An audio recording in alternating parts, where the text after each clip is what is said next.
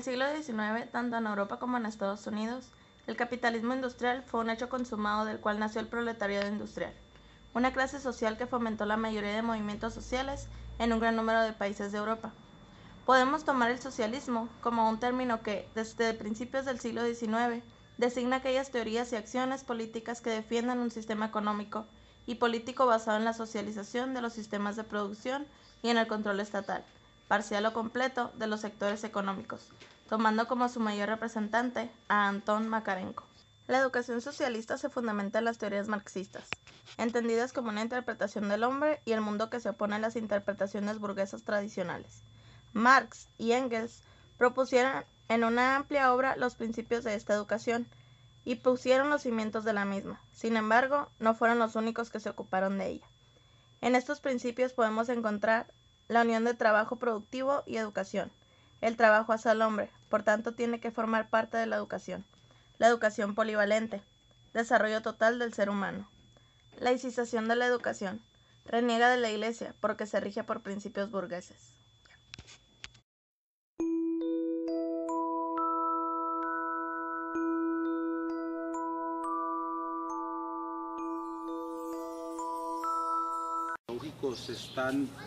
Se inscriben en paradigmas humanos, por ejemplo, para poder entender lo que es la pedagogía del socialismo, hay que entender que el siglo XX es el siglo con mayores convulsiones económicas en el mundo, y esto se da como producto de la segunda revolución industrial, que es la revolución del petróleo. Esa revolución del petróleo generó la producción en serie. ¿Dónde se manifiesta la producción en serie? En los carros. O sea, por poner un ejemplo concreto, ¿no? Y Ford, por eso ese principio se llama la teoría del Fordismo, porque es Henry Ford el que, estando afuera, eso es parte, él lo dice en su biografía, dice que estando fuera de un rastro, él vio cómo entraba la vaca entera y salía en partes. Y que él se preguntó por qué no hacerlo al revés, por qué no metemos las partes y sacamos un todo. Así comenzó a funcionar la producción en serie. ¿Qué significa esto? Que por arriba de las teorías pedagógicas, si tú haces una escalera, el peldaño más alto o el que domina todos los demás peldaños es la economía.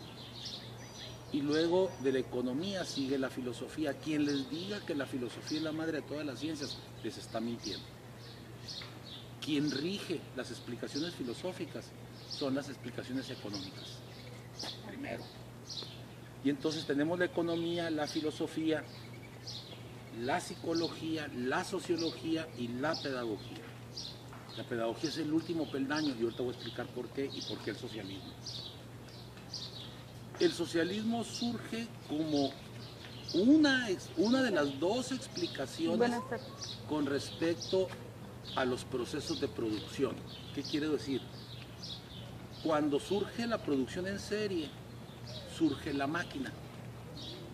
Y la máquina, en sí la máquina no es buena o es mala. Simplemente que tiene dos explicaciones con respecto a quién debe de servir la máquina. Y entonces surge el capitalismo y surge el socialismo. El socialismo solo es una explicación diferente al capitalismo con respecto a quién debe de beneficiar la riqueza que produce la máquina. No está en contra de la máquina, sino a esa explicación filosófica producto de una economía. Y entonces ese socialismo surge con lo que nosotros conocemos como el Octubre Rojo, que es en el año 17. Por eso tenemos muchos paralelismos, la Revolución Mexicana y los soviéticos en ese tiempo, porque surgen igual y cada quien toma su camino, ¿no? Pero surgen igual del proletariado. Bueno, como todo sistema económico, como el capitalismo lo tiene con John Dewey, por ejemplo, el socialismo requería de alguien que pudiera explicar por qué era bueno el socialismo. Así como los capitalistas buscan quien explique por qué es bueno el capitalismo, ¿no? O sea, si yo tengo una pastelería, voy a buscar a la gente que le guste mis pasteles. Y entonces ellos se encuentran en Antón Makarenko al teórico, se pudo haber llamado como sea, Lev o como sea. El asunto es que ellos necesitaban un sujeto que pudiera construir toda una explicación desde la escuela para generar a esa sociedad soviética. Entonces, ese es el caso. Y México tiene sus propios teóricos y los latinoamericanos tenemos nuestros propios teóricos. Cada uno de nosotros tiene al teórico que tiene el sistema económico en el cual vive. Entonces Makarenko es el teórico que explica cómo se debe de formar al próximo ciudadano soviético. Entonces, si ustedes leen Poema Pedagógico o leen Bandera en las Torres, que son las obras monumentales de él, más las teorías sobre el colectivismo en la escuela, ustedes podrán entender por qué Makarenko, al igual que los demás, que muchos de los más teóricos, salvo uno, experimentan teorías pedagógicas entre los marginados sociales.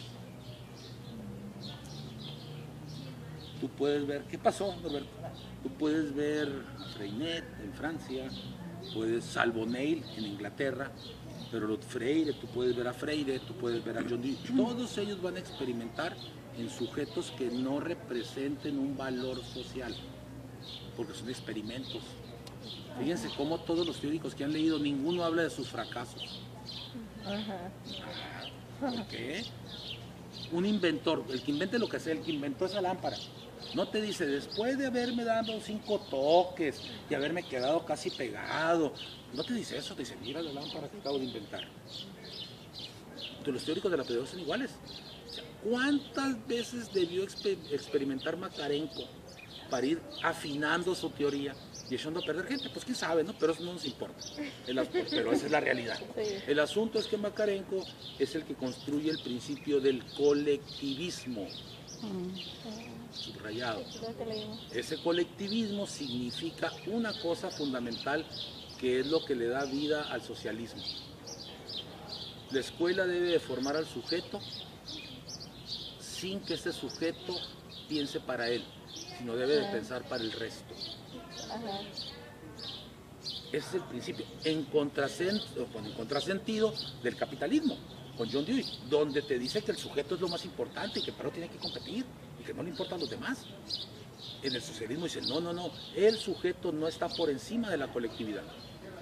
Entonces los valores del sujeto no tienen que estar centrados en el sujeto, sino tienen que estar centrados en la comunidad en la que yo. Y si ustedes ven, por ejemplo, los Juegos Olímpicos, hasta antes de que se cayera el mundo socialista, ustedes veían algo fundamental, los que ya vivíamos esta parte ya lo veíamos con claridad. Ustedes ven cómo el mundo o el bloque socialista siempre triunfaba en los juegos colectivos. Y el mundo capitalista triunfaba en los juegos individuales.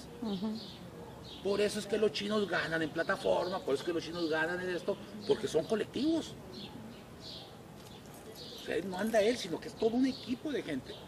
Y entonces hay un principio colectivista en el socialismo y un principio individualista en el imperio capitalista.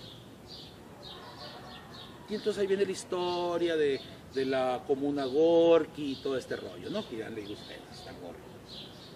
Cómo le enseña cuando un sujeto llega y le ofrece unos pescados y le dice, no, esos pescados no son míos, sino son de la comunidad, es que yo los pesqué, sí, pero los pescaste con la red de fulano, en la lancha de sutano, y otro lo va a cocinar. Entonces esos pescados son de todos, no son tuyos. Y ese es el principio socialista, que todavía en China se mantiene, ¿no? Se mantiene en Cuba, se mantiene en Corea. Entonces, es el principio socialista. No sé si lo habían visto así. No.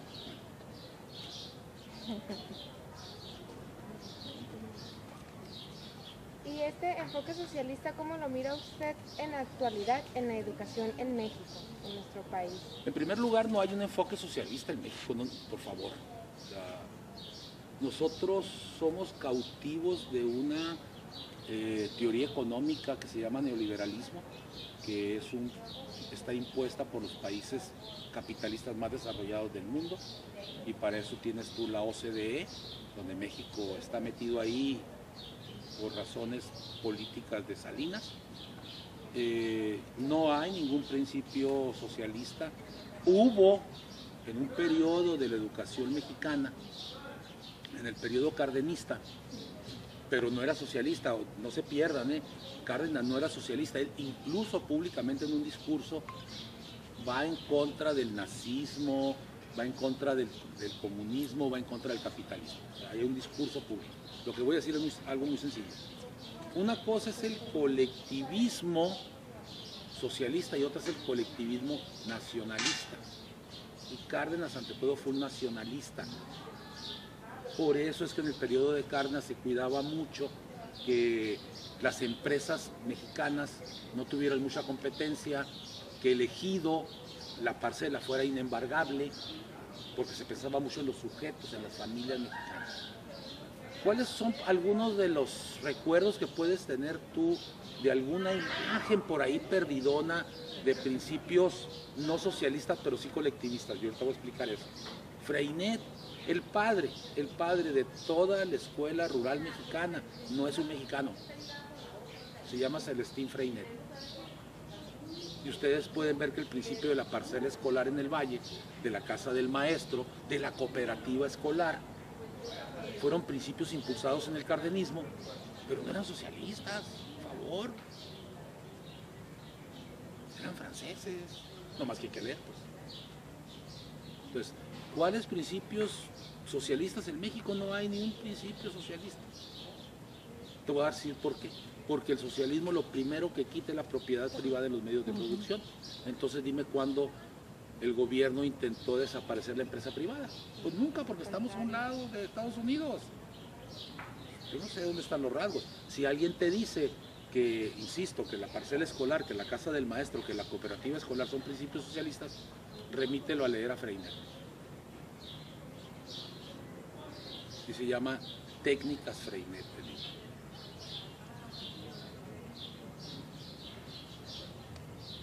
Ahora, la gratuidad en la escuela no es un principio socialista. También remite a la gente que te diga mentiras, que revise la Revolución Francesa, que es posterior a la Revolución Industrial, y los tres principios básicos de la Revolución Francesa son liberté, igualité y fraternité, y es el rompimiento contra el control dogmático religioso de las iglesias sobre la educación, y surge el laicismo, controlado por el Estado. Por eso es que el odio contra Juárez no es de los ciudadanos, son de los dueños de las iglesias. Pero tampoco Juárez era un iluminado. Había leído a los enciclopedistas y a los revolucionarios como Voltaire, Montesquieu y todos ellos sobre la Revolución Francesa.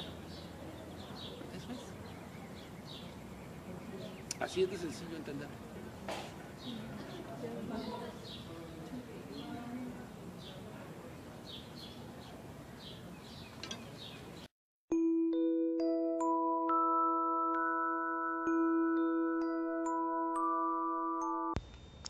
Problema eje, la conducta.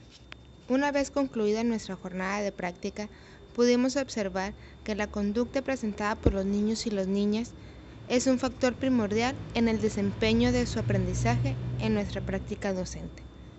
Encontrando algunos factores principales que influyen en este tema tan importante, que es el contexto, el nivel socioeconómico y algunos elementos que intervienen en ella, para que los niños tengan esa problemática. El contexto. Las zonas que rodean los jardines observados y practicados son de nivel medio-bajo, ya que se puede contemplar que existe grafiti en paredes abandonadas, en casas, sobre las mismas banquetas, en ocasiones en el mismo jardín y en abarrotes cercanos.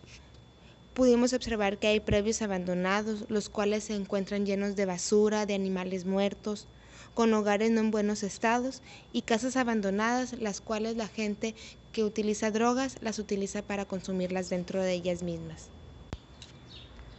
Nivel socioeconómico. Pudimos observar que se encuentran en un contexto medio bajo, en donde la mayoría de los padres de familia por necesidad deben de trabajar ambos, dejando a cargo sus hijos con los abuelos, con los hermanos mayores, con los vecinos o familiares cercanos, o incluso cuidarse por sí mismos. Pudimos observar que las casas que rodean los jardines no se encuentran en buenos estados. Hay algunas casas que se encuentran destruidas o están con problemas de construcción. Hay otras tantas que son casas que se están derrumbando, pero por falta de recursos no las pueden arreglar. Elementos que intervienen. En este factor son varios los involucrados, en especial los padres de familia, que por necesidades deben de salir a trabajar día con día, en ocasiones jornadas extensas para poder llevar un sueldo seguro a casa. Sin duda alguna, ese es el factor principal en nuestro problema eje, que es la conducta en los niños. Otro viene siendo las personas que están a cargo de ellos. En ocasiones son personas que los dejan ser libres, que tan solo se preocupan porque coman y en ocasiones ni eso sucede. De cierta manera ellos no encuentran esa obligación o esa disciplina que hay que cumplir en casa y mucho menos en la escuela. Por lo tanto, es evidente que este problema se origina en casa, ya que los padres no se ocupan de los niños y los dejan a cargo de alguien más, quienes no se ocupan de llevarlos al jardín con frecuencia o simplemente no les ponen la atención que se requiere en casa. Algunas de las causas mencionadas a estos descuidos son que los padres de familia no tienen tiempo para llevarlos o que las personas que los cuidan ya son de edad avanzada y no los pueden llevar. Y en otros casos se les olvida o se levantan demasiado tarde para llevarlos al jardín. Y como consecuencia encontramos que los niños no presentan avances, pierden muchos aprendizajes, y los padres son citados con frecuencia por la educadora. Los niños pierden el ritmo de aprendizaje y olvidan que deben seguir reglas en el aula. Analizando lo anterior y como podemos percatarnos por lo que ya nos explicó el maestro Rodolfo García, podría ser factible utilizar la corriente socialista para dar solución a la problemática en un entorno inmediato, ya que ésta consta de un trabajo individual que se refleja en el bien de la comunidad. Mas, sin embargo, lamentablemente, esta corriente no brinda resultados tan efectivos en un contexto mayor, puesto que no está presente en nuestro país.